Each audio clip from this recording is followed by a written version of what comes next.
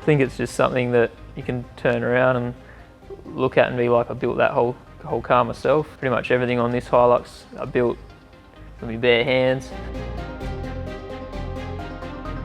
When I was little, like my old boy was always around him, my father.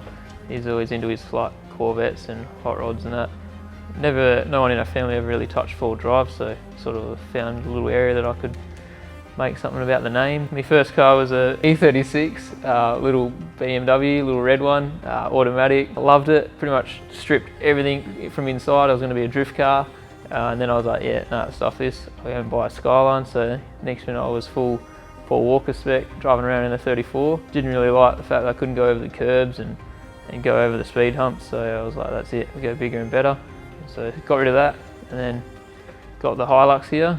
It was basically a stock 92 white Hilux, had the 33s on it. Then I took it away, pretty much kept it like, you know, white, had the tub and everything on it. Basically just made a little tourer, roof rack, rear rack system for the rooftop tent.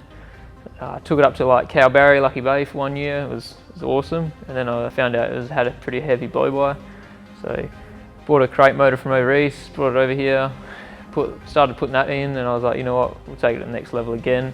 So I started doing the suspension work, and then I found the guards, and I was into the trophy trucks at that time. So basically that's what I tried to create, something that could still be driven on road but look like a trophy truck. And then basically just kept on evolving, but started building a tray, bull bar, roof rack, painted it, and then basically, yeah, this is what it is now.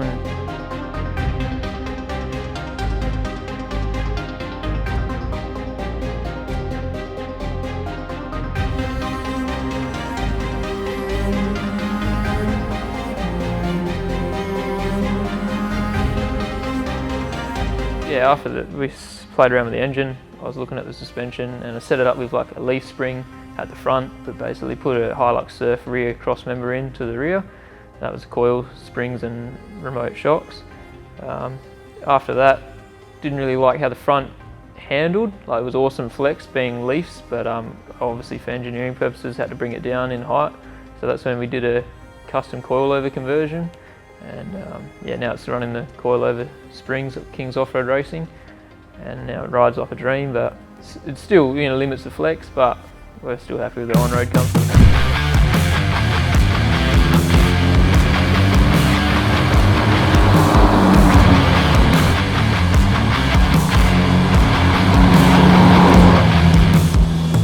But yeah, I think it's mainly just to be able to look back at it and be like, I built that whole thing, and sort of get that attention from everyone, and they all look at it, and you know, they don't realise you built it, but at the end of the day it's still a head turner and people notice it.